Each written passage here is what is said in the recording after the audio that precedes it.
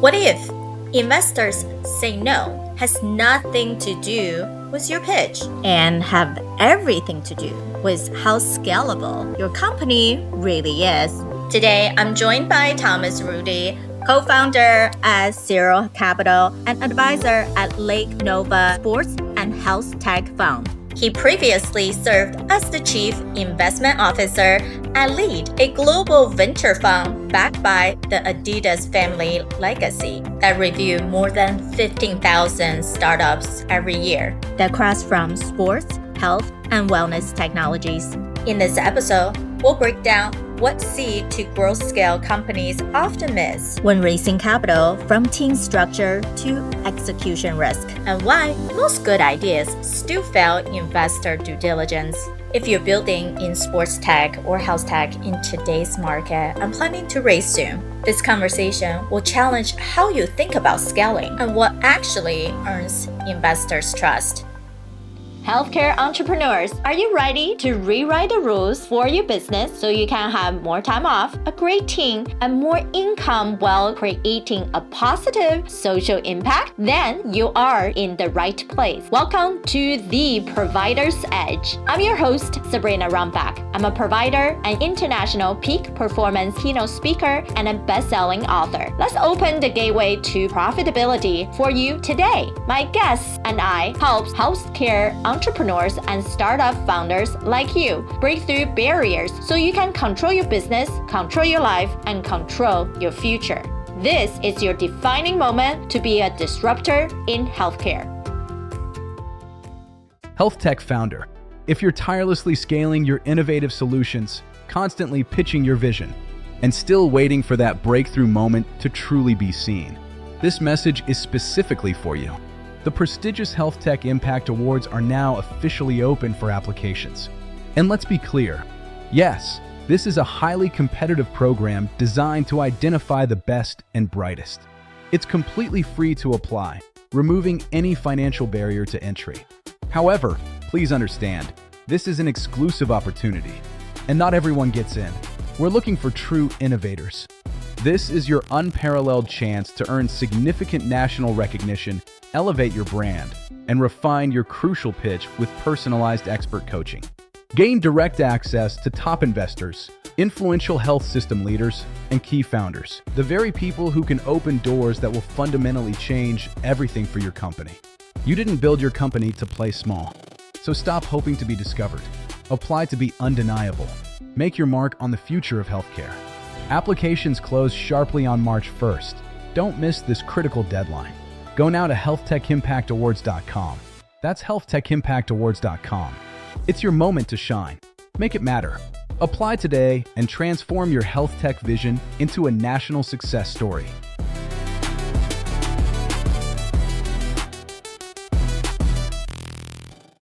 Today, we have the honor to have Thomas Rudy here with us, and we're going to discuss from definitely the capital raising side. What do you have to pay attention to? So, Thomas, thanks for being here with us. Nice to see you, Sabrina. Pleasure to be on your show. Awesome. So let's dive directly into what do you think is the most challenge nowadays when it comes to startup fundraising? Yeah, look, I mean, there's a lot of startups raising funds, and we're just coming off a period of great uncertainty, some geopolitical problems from Israel, Palestine to Ukraine, Russia, to other geopolitical tensions, obviously, all around the world. In addition to uncertainty around the U.S. elections, which we now have bypassed, right? We are now past that point, and the markets, certainly the public markets, have recovered a little bit. Not necessarily about who is the winning candidate, but mostly around that we do have certainty about what at least the next 4 to 5 years will look like in the economy. So as a result, I think this time of uncertainty has made it incredibly hard for startups to raise capital, but is easing up already as we go into the holiday season and then hopefully into an exciting 2025. To me, the main challenge for a startup to raise capital initially is really the thesis, right? How differentiated can you really be in a market? When you're talking about AI, every company is talking about AI. You're basically have to make sure that your technology is sound. If you're a pre-seed stage startup or seed stage startup, your team has to be solid, right? You need to surround yourself with people. It is very hard these days to be a single founder. My advice to a single founder would be find a team, build one, create some co-founders, so that the burden is not just on your shoulders, but kind of spread out, but allows you also to spread your pedigree around a little bit and access capital more easily, as investors like us would like to see a broader team. Yeah, I think that's a very key component, because when we look at scaling companies, every single stage, there is a bracket of breaking point. And if you don't even know your breaking point and you just keep doing what you're being doing, and you're going to hit a level that you don't know how to catch yourself when you're falling, or everyone are having the old concept of, we're just going to jump the plane and build a parachute while we're jumping, right? And yes, that is not really good security for investors to say, like, we don't know how risky you are. You seem to be very risky. And that's your point about we've seen a lot of founders that are by themselves. But they say, no, I'm not by myself. Sabrina, I have a whole board.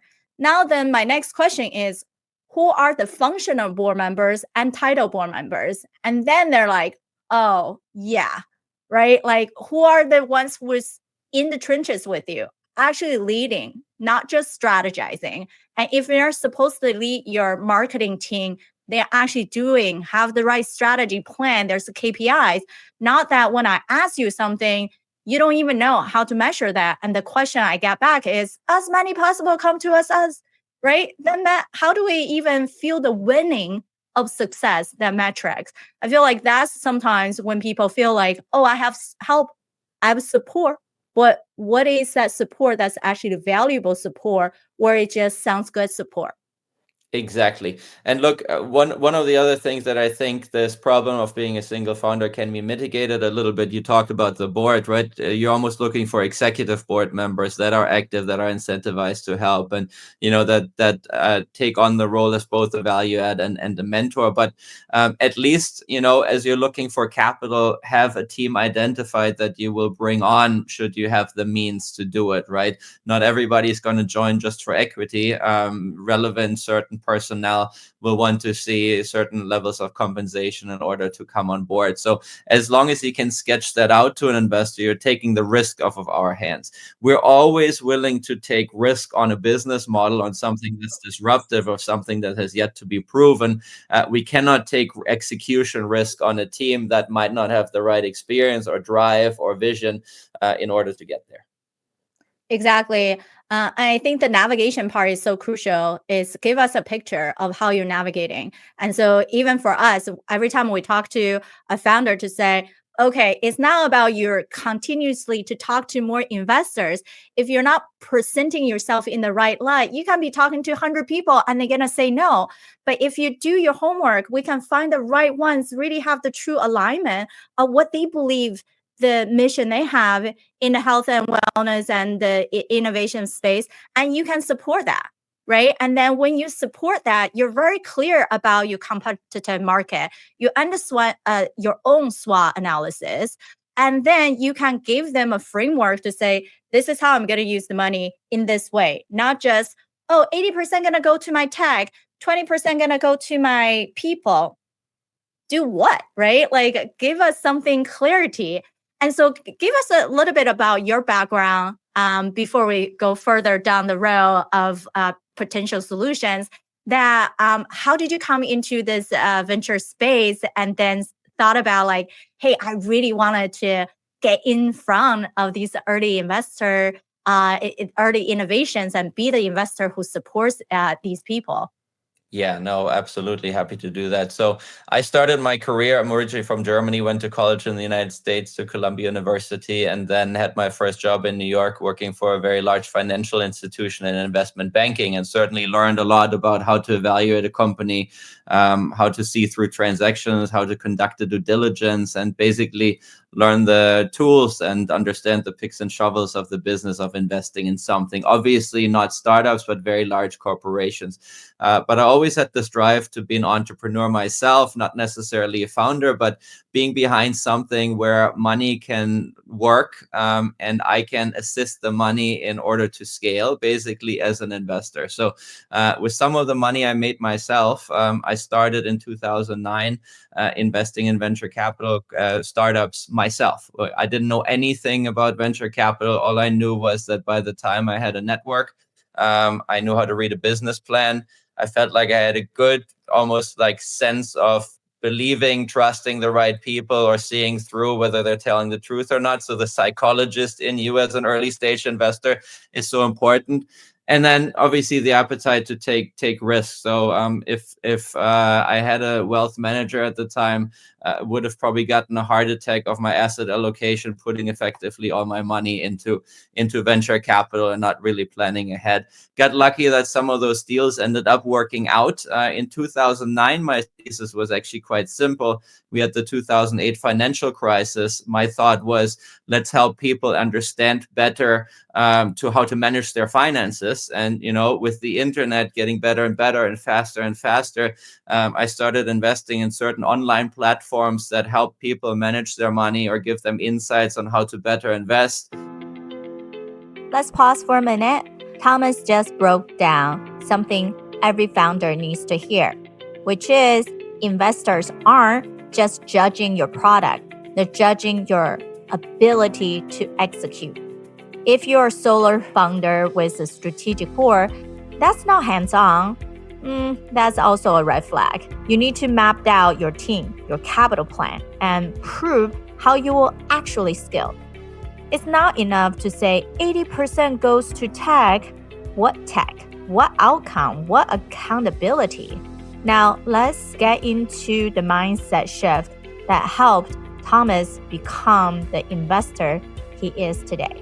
Before we jump into the second half of today's conversation, let's take a quick pause to share something I think will be perfect for some of the innovators here listening. If you're a founder with a minimum viable product and a user base and ready to be presented in front of active investor, decision maker, and for the public to truly know you, then apply to be nominated for our Health Tech Impact Award. Go to healthtechimpactaward.com. Send us your short, less than 200 words of description of your solution and your pitch deck. This year, we're spotlighting 6 awards in women's health, mental health, digital health, medical device, diagnostics, and biotech. All right, let's get back to the second half of our show. And now that sector is called fintech. In 2009, it was still quite early on. Made more investments in venture capital along enterprise software and B2B SaaS and so on and so forth. But my passion has always been in the sports health and wellness space. And so over a few different stops, ended up now becoming the chief investment officer and selective investor at Lead. Lead was founded by the Adi Dassler family. In fact, it stands for Legacy of Adi Dassler. We invest in health adjacent sports, and we invest in health technology as well, with companies all over the world, portfolio of 70 companies, seeing some great innovators and seeing about 1,500 companies a year.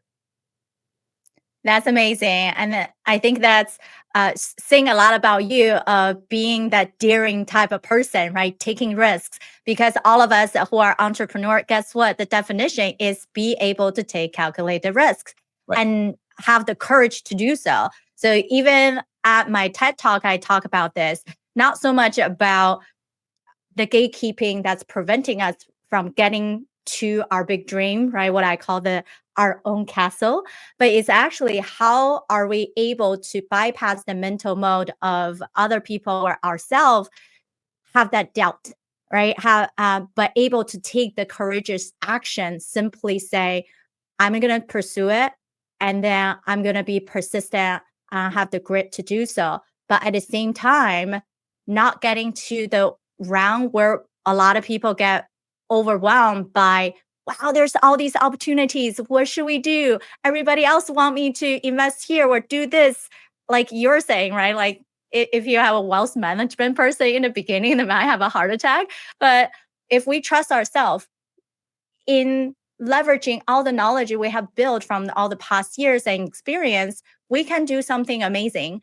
And then that's how we not get burned out and not feeling like we can, the only thing we can win, we can succeed is grinding it, right? We can have the space and then be able to have leverage the right people. And even you mentioned, Thomas, the community. And that was my third point about we don't have to be dragged down by the people that don't see our vision, don't see the potential. Go for the next round, go for the partners that believe in you, have conversation for the referrals, have the right people that become our champions to keep moving forward. I think that ultimately that's how we can grow is those specific collaborative opportunity and investor our companies are that way, right? In a sense, we're all partnership. There's no we all benefit. That's how we benefit. It's not like, oh, this money goes here and then seeing you do something on the side, right? There's a intentionality into every single thing. So love your story. And for you guys, now we're clear is for people who are health and wellness innovators and then also related to sports. And I definitely have been seeing some of those, especially peak performance in sports, right? That resilience building side. Um, and what's the check size? What stage should they come to you when they're preparing? Yeah, so we're basically a holistic investor in the world of sports health and wellness. So, and we're a global investor as well. 50% of our portfolio right now is in the United States, North America. In fact, 30% in Europe and 20% rest of the world. So, we're taking a look at companies and ideas globally. We invest checks as little as $100,000 into pre-seed companies and as large as multi-million dollars into growth stage companies in all the sectors that I just mentioned. So we're active. Like I said, we see a lot of deals. Obviously, we pass on a lot of deals as well when you see 1,500 a year. But we are active investors, and we continue to make multiple investments on a on a monthly basis.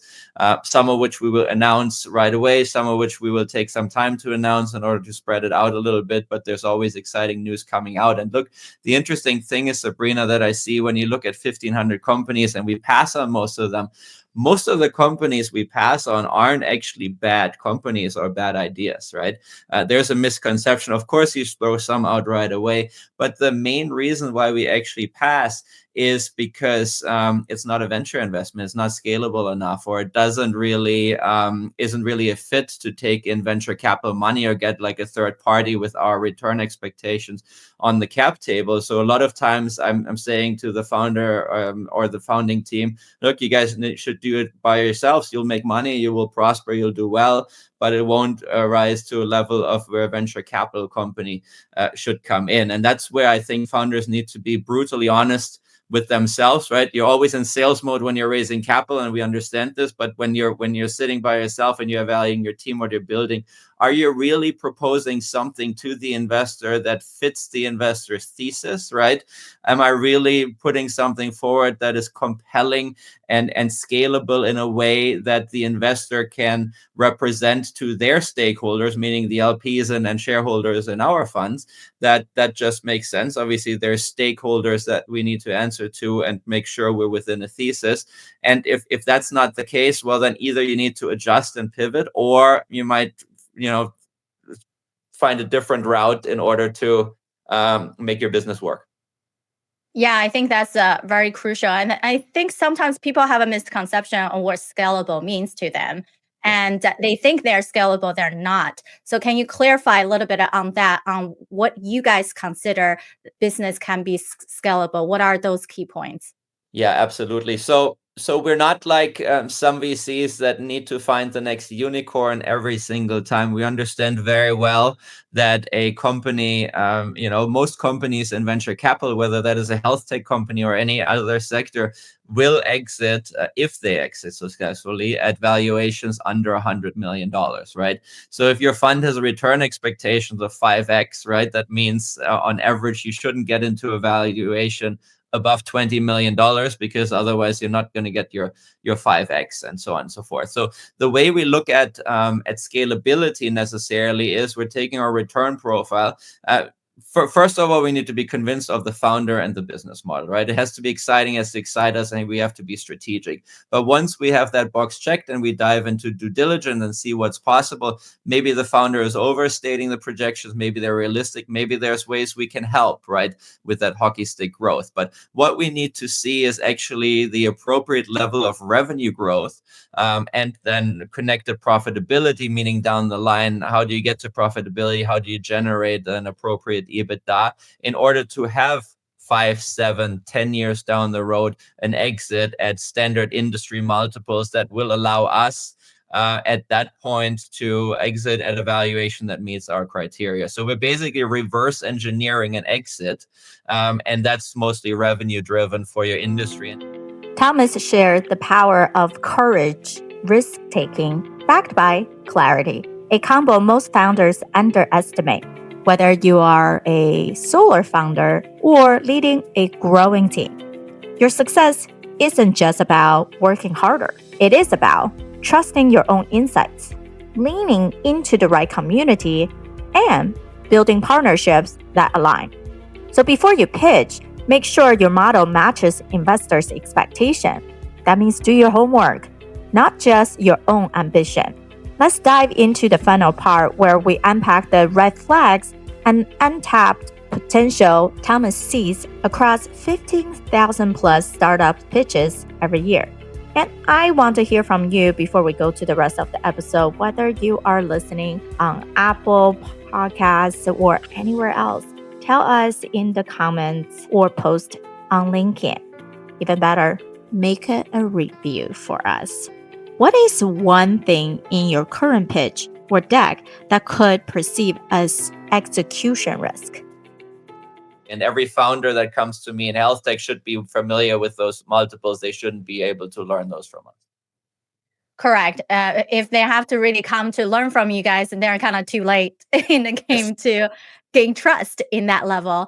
And I think when I mentioned the breaking point is that they should already know, right? They should already have certain things set up in place, such as processes, things that are duplicatable, because most of the investment actually is not just the business model, but what can be done that I'm buying into a whole system. Yes. And that system actually can work. So if they don't have their roles defined with metrics, with to say, how do you even feel there is a win, right? If things are too generalized, then doesn't matter that clients don't feel there's a win or internal people, staff don't feel a win, then everyone feels like they're constantly doing something and going nowhere. Right. Exactly. So And look, you don't need to have all the answers right away, right? There's no way, if the greatest companies are working on solving problems nobody has solved before, right? And our ideas nobody has thought of before at the same time. So there are unknowns that are even uncomfortable to the investor, and certainly most definitely uncomfortable to the founders of those companies, no matter how they represent that towards us. But you have to have the conviction that those are the right people that figure out those problems along the way, because the idea is so big that it'll catch on and create, as you pointed out, a community of supporters that believes in this and then establishes that. And those are the home runs. correct. And now we have to make sure that the home run's gonna start from beginning. When you build a company, it's scalable from beginning, not just we'll figure out as we go. Who Yes. are the right people to figure out with you now? So then it can be seen as, okay, if you're saying you have a verbal commitment from a district or from a large hospital, and that hospital have 10 million patients that could benefit from that, awesome, right? That is a trust building. But how do you make sure those 10 million actually onboard it? If that's not clear, that become just like a proposal, not a reality again, right? Very And true. then that system needed to be mapped out. And it can as simple as first month we're just hitting 50 so we can get the processing done, but the next month we can expand it to onboard 100 per month, right? And then I think that's what potentially most people are missing out on is be so clear, dare enough to map that out. We don't have to see a perfect picture, but we need to see something that's tangible. Yeah, 100%. You need to see something that's tangible, whether that is a software or hardware. And make no mistake, right? There can be intangibles that you see, but either that or there's some real IP that has intrinsic value that somebody has developed that can be commercialized in a way that's appropriate for, again, scalable venture capital expectations. Perfect. I know we can talk about this a lot. The Yes. last question is always I believe in women led company to be able to scale more, to get more funding. And sometimes it is that they haven't really seen through it themselves. Or the debate always, well, we don't have as many women led companies and we start seeing more trend, or there's not that many women investors in the space. What do you think is the true difficulty in seeing women-led companies within the health and wellness space to actually get to a level that are sustainable? Yeah, so it's an interesting dynamic. So I'm very proud to say that within our portfolio of health tech companies, more than half of them either have a female founder or CEO in them, and that hasn't never been part of our thesis to have either a certain mandate to invest in female-led businesses or not. We invest in the best people, and it just happens so that a lot of strong female founders have come our way and really succeeded with some of their companies. So that's exciting to see. But at the same time, having conversations with them and seeing the market, we see the challenges that you just mentioned here as well. And I think a lot of times it has to do with just not being enough women out there that just launch companies. I think it's just a numbers game at the end of the day. Maybe a lot of women that have a job that is paying well. This risk-taking aspect of it is not necessarily always for them. You know, a guy would always run alongside of a cliff, and if he falls down, he falls down. Women may be thinking about it a little bit too much, and might actually be too critical on themselves. So I think the ability to take risks, the willingness to start something. There's capital out there that will fund you if you have the right idea, no matter who you are, no matter where you come from, no matter what you identify as.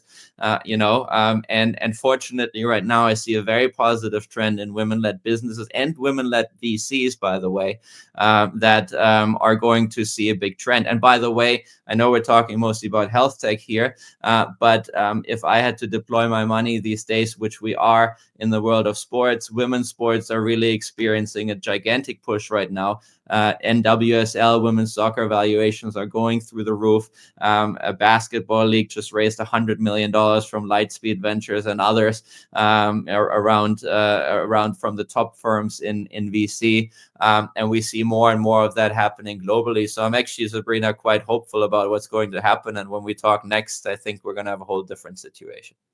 Exactly. Yay. And that's one of our initiative every year by the end of the year, right? Around the holiday, we push out the impact awards because we see people need to stand out, especially that you already passed the pre-seed round, you have minimum viable product, you start testing trials, whatnot.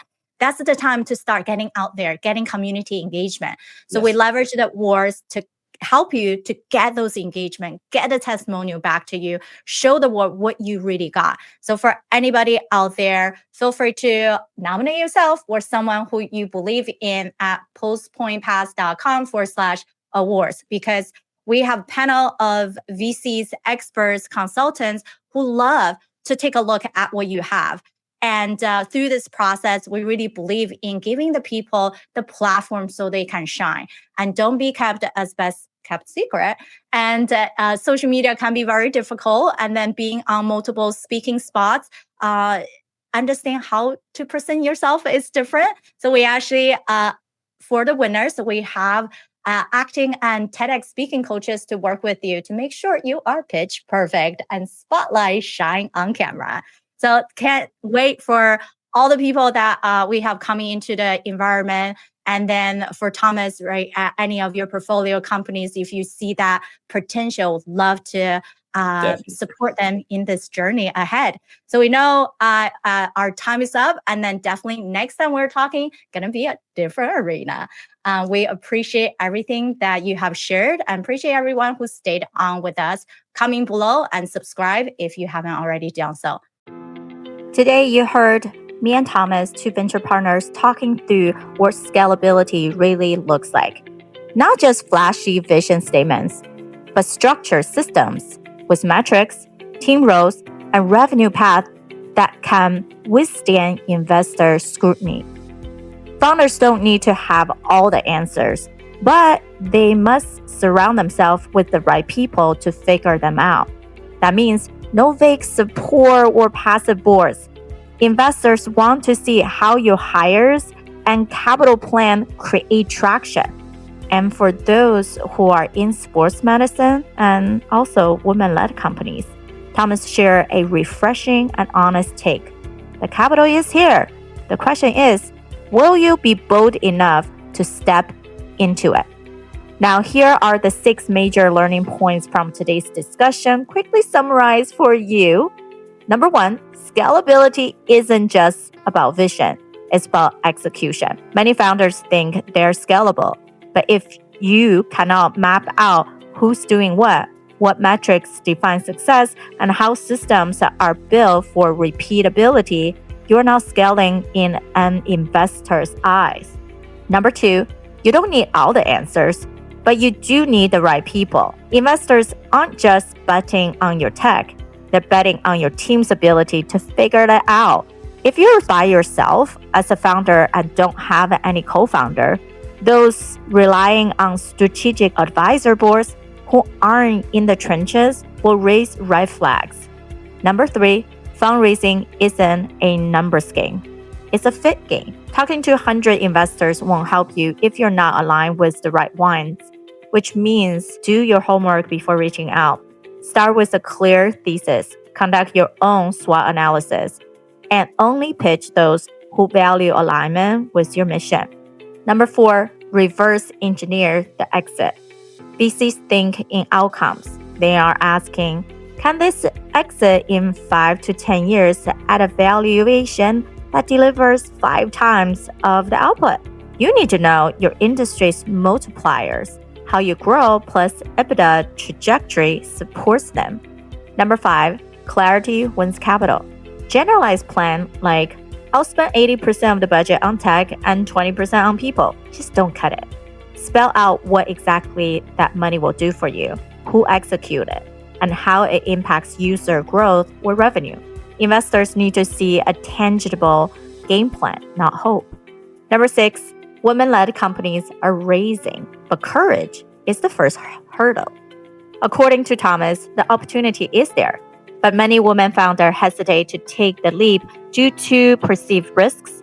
The market is shifting, and women-led health tech and sports ventures are attracting serious capital. So let me ask you this. Have you clearly mapped out how your capital raise translates into measurable outcomes? Thank you for listening. Remember, the positive change we're seeking starts right here with me and you. If you're a fan of the show, or if you are just having struggles or success that you're either experienced in the past or are experiencing now in the healthcare industry, these matter to all of us. I want to hear from you. Visit sabrinarunbeck.com/connect and send me a direct message. Talk soon.